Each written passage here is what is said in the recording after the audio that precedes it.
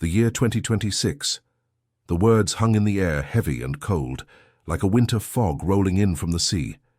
Not just a year, but a countdown, a deadline stamped on humanity's collective forehead.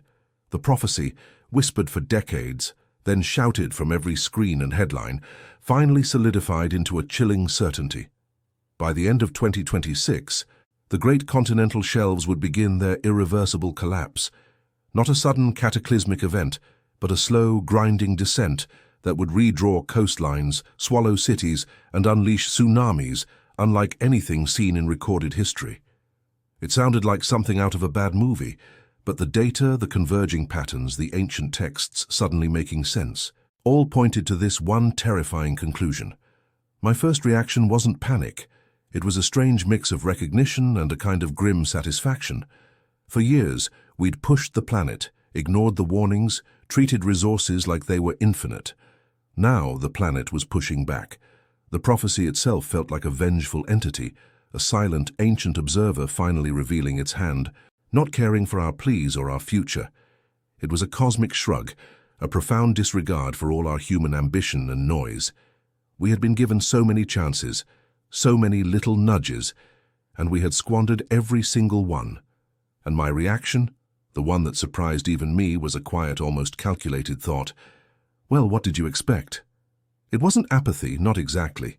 More like a resigned acceptance of a bill finally coming due. The signs, subtle at first, had already started. The unusual seismic activity deep beneath the ocean floors, dismissed by some as anomalies, by others as routine.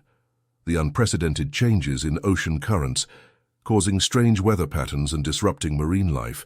Fishermen reported ghost towns of coral, once vibrant and teeming, now bleached bones beneath the waves.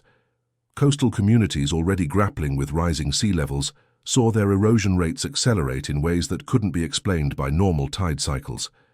It was like the earth was sighing, a long, deep breath before a monumental shift. The pieces were falling into place, each one a tiny, unsettling click in the grand machine of impending doom. And as the news reports trickled in, each one a little more dire than the last, a phrase kept coming back to me, a quiet echo in my mind. You reap what you sow. The thought of 2026, so close now, felt like a cold hand on the back of my neck.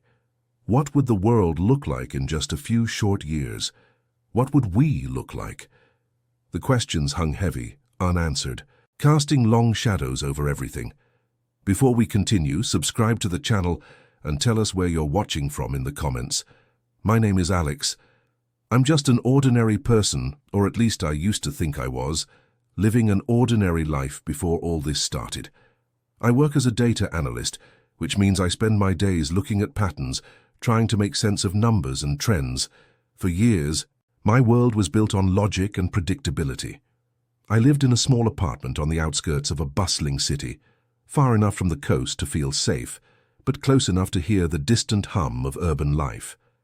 My routine was simple: coffee, work, a walk in the park, maybe a movie or a book. It was a comfortable, if uneventful, existence, filled with the quiet rhythm of daily tasks. I never really thought much about prophecies or the end of the world.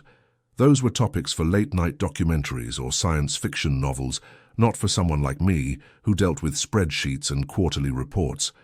My beliefs were grounded in what I could see, touch, and measure. I trusted science, maybe a little too much, and believed that humanity, for all its flaws, would always find a way to pull back from the brink. We always had, hadn't we?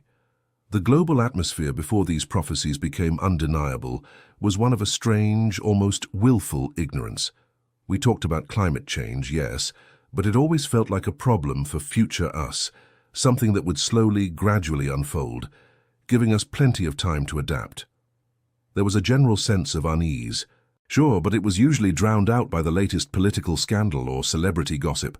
Life, for most of us, just kept going. I had my own small dreams, like anyone else. I wanted to travel more, maybe buy a small house with a garden someday. Simple things. Things that depended on a stable future, a world that continued to turn more or less as it always had. My fears were equally mundane. Losing my job, getting sick. The usual anxieties that gnaw at people in a world that often feels too big and too fast. I believed in progress, in the idea that each generation would build on the last, improving things, solving problems. The concept of a future, a long unfolding path ahead, was central to everything I planned, everything I hoped for. It was the bedrock of my quiet optimism. When the whispers of the 2026 prophecy first started, I dismissed them. I saw them as another fringe theory, another doomsday cult trying to grab headlines. My initial perception was that it was just noise, part of the endless stream of information that constantly bombarded us. I'd scroll past articles, chuckle at online memes, and shake my head at the sensational headlines. It felt like a distraction, something to briefly entertain before I went back to my data. The scientific community, or at least the mainstream one, largely ignored it too, focusing on more immediate, measurable threats. There was no real weight to it, no sense of impending doom. It was just another story in a world full of stories, easily categorized and filed away in the back of my mind as unlikely. I remember a conversation with a colleague, Sarah, about it. She was more into conspiracy theories than I was. She brought up the prophecy one lunch break, her eyes wide with a mix of fear and excitement. I just shrugged, told her it was probably just a recycled myth, something to sell more books or get more clicks. I even made a joke about buying beachfront property at a discount, not understanding, not really feeling the true weight of what she was talking about. We both laughed, then went back to talking about our weekend plans. The idea that something so utterly catastrophic could actually happen and happen so soon was beyond my comprehension. It was a concept so foreign to my ordered, logical world that my brain simply refused to process it. The true weight, the chilling reality of it all was still a distant echo, a faint rumble on the horizon that I mistook for thunder. I was still living in the calm before the storm, completely unaware of the tsunami that was already gathering force. That distant rumble I heard, the one I mistook for thunder, wasn't just a single event. It was more like the echo of countless past mistakes, a long history of cracks forming in the foundation of human civilization. We had a habit of ignoring things, you know? A really bad habit. When you look back at history, it's full of these moments where people got warnings, clear warnings, but just brushed them off. Think about the ancient civilizations that built huge cities in floodplains, ignoring the clear patterns of seasonal deluges only to be wiped out, or the societies that depleted their resources, cut down all their trees, and then wondered why their land turned to desert. It's a recurring theme. The future screams at us, and we put our fingers in our ears. There have been so many times when we were told what was coming, but we just kept doing what we were doing. Scientists for decades have been shouting about climate change, about rising sea levels, about species extinction. They presented data, models, everything. But it was always met with denial, with people saying it was too expensive to fix, too inconvenient to change. We loved our cars, our cheap goods, our endless consumption, the promises we made to future generations about leaving them a better world felt like they were whispered into a strong wind. They just got carried away, forgotten. Politicians would make grand speeches, sign agreements, but then the actual manipulation would start, finding loopholes, delaying action, prioritizing short-term gains over long-term survival. It was a pattern of broken promises, repeated over and over. We saw it with pandemics too. Experts warned us for years that a major global outbreak was inevitable. They talked about the need for better preparedness, for global cooperation, for investing in public health. But when it actually happened, we were caught off guard, scrambling, making it up as we went along. The scientific consensus was there, clear as day, but it was often dismissed, sometimes even ridiculed, by people who preferred to believe what was comfortable, what didn't disrupt their daily lives. Societal complacency became our default setting. We'd hear a warning, maybe feel a flicker of concern, but then life would just kind of go on. We'd get distracted by something else and the urgent warnings would fade into the background. This prophecy for 2026, the one that finally grabbed everyone by the throat, wasn't some random out-of-the-blue event. It was the last straw. It was the culmination of all those ignored warnings, all those broken promises, all those times we looked away. It felt like the universe, or whatever force was behind these prophecies, was just done with our collective denial. It wasn't an isolated incident, a single, unfortunate prediction. No, this was the end result of a long, painful history of missed opportunities. We had so many chances to change course, to listen, to act differently. But we didn't. We kept pushing, kept ignoring, kept believing that somehow, magically, things would just work out. And now here we were, facing something that felt inescapable. It was like we had been walking a tightrope for centuries, and each ignored warning was another sway, another wobble. Now the rope was fraying, and there was no net below. This wasn't just a prophecy. It was a cosmic invoice, a bill for all the environmental damage, all the social injustices, all the scientific advice we'd casually tossed aside. The weight of all that history, gave all those unheeded warnings, made the 2026 prophecy feel less like a prediction and more like an unavoidable consequence. We hadn't just ignored one signal, we had ignored a symphony of alarms, and now the fire was at our door. Now, the mood in the world was changing. It wasn't just a distant rumble anymore. It was a loud, clear alarm blaring in everyone's ears. The 2026 prophecy, this one about the sudden, complete silence, had started to sink in. People weren't just reading about it online or hearing it on the news. They were feeling it in their bones. The talk in coffee shops wasn't about sports or celebrity gossip anymore. It was about what was coming, about the end of sound, about a world where every conversation, every song, every bird call would just cease to exist. You could see it in their eyes, a mix of disbelief, fear, and a kind of dazed acceptance. The initial shock had worn off, replaced by a growing, heavy anxiety.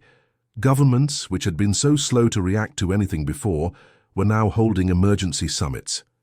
Scientists, who had been ignored for so long, were suddenly the most important people in the room, even if they didn't have any answers. The news channels ran constant updates, not just on the prophecy itself, but on the social fallout. There were reports of people quitting their jobs, selling everything, trying to live out their last years of sound with a frantic energy. Others just shut down, retreating into their homes, waiting. The global discussions intensified, becoming more frantic, more desperate. It was like a slow-motion car crash, where everyone knew what was coming but couldn't do anything to stop it. The perceived threat wasn't just about the silence itself. It was about what that silence represented, the total disruption of everything we knew, everything we relied on.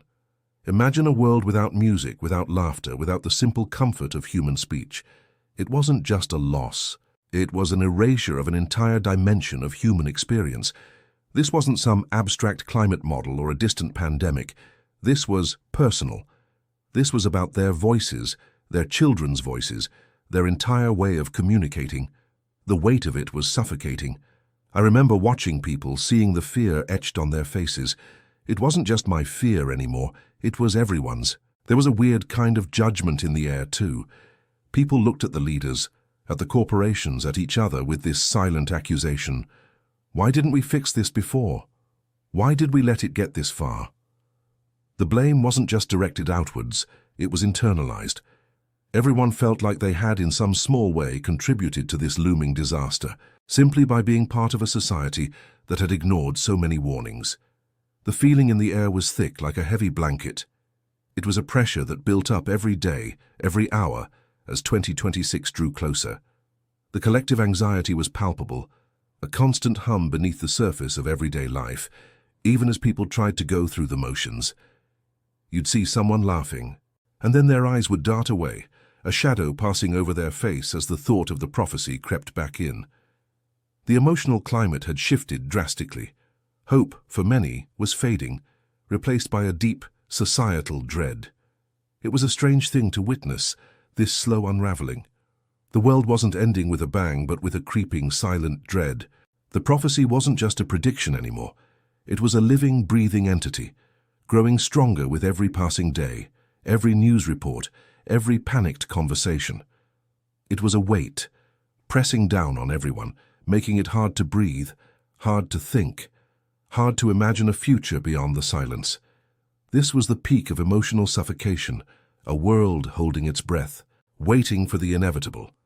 The judgment felt heavy, not just from others, but from the universe itself, for all the chances we had wasted. Then, something shifted. It wasn't a sudden explosion of hope, more like a tiny, almost imperceptible crack in the wall of dread that had been building. It started with a series of strange seismic readings. Not earthquakes, not exactly. These were deeper, more consistent, and they seemed to be originating from the ocean floor, in places where no significant geological activity had ever been recorded before. At first, the scientists dismissed them as anomalies, perhaps faulty sensors or some deep-sea phenomena they hadn't fully understood.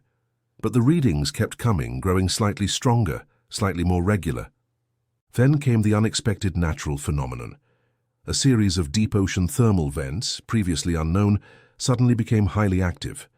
These weren't just your typical black smokers, these were massive structures, spewing out not just superheated water, but a complex cocktail of gases and minerals. The ocean currents began to shift, subtly at first, then more dramatically, creating unusual patterns that baffled oceanographers. It was like the planet itself was sending out a signal, a deep, resonant hum from its core. This led to a new scientific discovery. A small, independent research team, working on marine acoustics, had been trying to understand the strange hums that were now being picked up by their hydrophones. They weren't just random noises. There was a pattern, a rhythm to them. After months of painstaking analysis, they realized these weren't just geological sounds. They were incredibly low-frequency sound waves, almost infrasonic, but with a complex structure. What's more, they seemed to be interacting with the atmosphere in a way no one had ever predicted.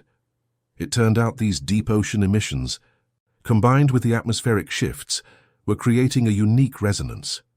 This resonance, they discovered, had a peculiar effect on the human auditory system.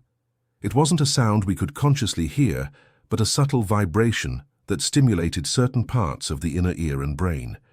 The theory, radical at first, was that this global, natural resonance was actually counteracting the effects of the impending global silence.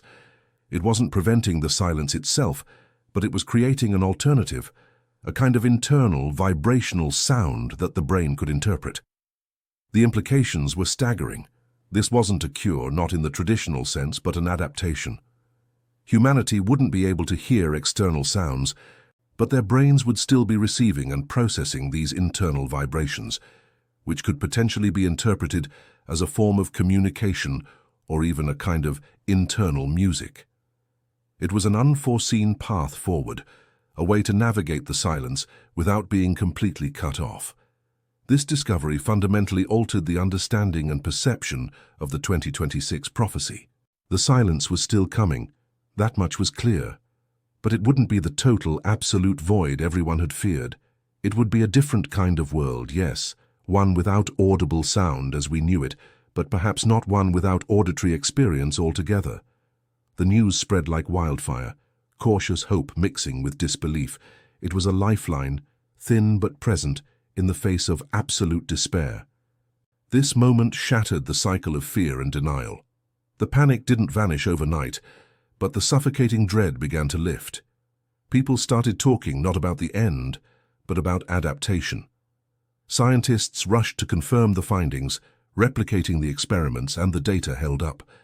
The world was still bracing for the prophecy, but now there was a glimmer of something else, the possibility of a different future, not completely lost to silence but reshaped by it. It was a devastating new truth that the world would go silent, but also an unforeseen path forward, changing everything. The news of the internal resonance hit me hard, but not in the way you might expect. It wasn't relief that washed over me, not immediately. Instead, it was a wave of something else. Doubt, mixed with a strange kind of shame. All this time I had been so sure of the coming silence, so certain of the absolute end of audible sound. I had built my understanding of the world and my predictions around that certainty. Now, this discovery, this idea of an internal vibration taking its place, made me question everything I thought I knew. Had I been wrong all along? Had I amplified the fear unnecessarily? A knot formed in my stomach. I felt a chill, not from the cold, but from the sudden realization of my own potential misjudgment. All the stern warnings, all the dire pronouncements, they suddenly felt less like prophecy and more like a desperate cry in the dark based on incomplete information. It was unsettling. My mind, usually so quick to analyze and categorize, felt muddled. The world was still changing, still heading into the unknown, but the unknown had just shifted its shape. The prophecy was still coming, but its bite felt less fatal. This wasn't the total annihilation I had envisioned, but a strange, unsettling transformation. It was a new kind of fear, a fear of not understanding the new rules of existence. Globally, the reaction was a mixed bag, a chaotic symphony of hope and skepticism. Leaders, who had been scrambling for solutions to the impending silence, now had a new problem: how to explain this internal sound to a populace already on edge. Some governments, eager to quell the panic, embraced the research immediately, funneling resources into widespread public education campaigns. They spoke of auditory adaptation and the next stage of human perception, trying to frame it as an evolution rather than a loss. Other nations, more cautious or perhaps more cynical, viewed it with suspicion. They worried about the psychological impact of such a drastic change, even with the internal resonance. What would it mean for culture, for language, for art, if external sound simply vanished? Scientific experts, initially divided, began a massive collaborative effort. Teams from rival institutions, who had once guarded their research like state secrets, started sharing data and theories. The pressure was immense. They had to confirm the findings, understand the full implications of this internal vibration, and most importantly, figure out how to help humanity adapt. Debates raged in scientific journals and online forums. Was this truly an adaptation, or merely a neurological trick, a way for the brain to cope with the absence of external stimuli? Could this internal sound be controlled, modulated, or even tuned? Everyday citizens, caught in the middle of this scientific and political maelstrom, reacted in countless ways. Some found immense relief in the idea that silence wouldn't be total. They started learning sign language, practicing lip reading, but with a renewed sense of purpose, knowing that some form of hearing would remain. Others succumbed to a new kind of anxiety. The thought of a world without birdsong, without music, without the laughter of children, even if replaced by an internal hum, was still deeply disturbing. Religious groups interpreted the event in various ways. Some saw it as a divine test, others as a miraculous intervention. Alliances formed among those who believed in the adaptation, while opposition arose from those who saw it as another layer of deception or a false hope. The psychological impact on humanity was profound. People grappled with the idea of a radically altered sensory world, trying to imagine what it would be like to experience sound not through the ears, but through the very core of their being. The world was holding its breath, waiting for the true nature of this new silence to reveal itself. The world didn't end with a bang, nor with a whimper, but with a hum. The year 2026 arrived, and with it, the predicted silence. But it wasn't the empty, terrifying void we had braced ourselves for. Instead, a new kind of sound filled the void, an internal resonance, a profound vibration that settled deep within everyone. It was like a constant, gentle hum, a universal internal frequency that replaced the external noise. Reconstruction wasn't about rebuilding cities, but about rewiring senses. Humanity began to adapt, not just to the absence of external sound, but to the presence of this new internal one. It was a slow, sometimes frustrating process. Imagine trying to learn a new language that is felt, not heard. Communication became a blend of lip reading, body language, and a new, almost telepathic understanding rooted in this shared internal rhythm. People learned to feel emotions, intentions, and even words through subtle shifts in this internal hum. It wasn't perfect, there were misunderstandings, but it was a beginning. The prophecy of 2026, once a harbinger of doom, had been partially fulfilled but also profoundly transformed. The external silence came, but the internal sound averted total sensory deprivation. It was a strange kind of justice, a consequence for our collective disregard for warnings, yet softened by an unexpected adaptation. We had ignored the whispers of impending change, and in return the world had taken away our external ears, forcing us to listen from within. Cities changed. The constant cacophony of traffic, construction, and human chatter was replaced by a serene, almost meditative quiet.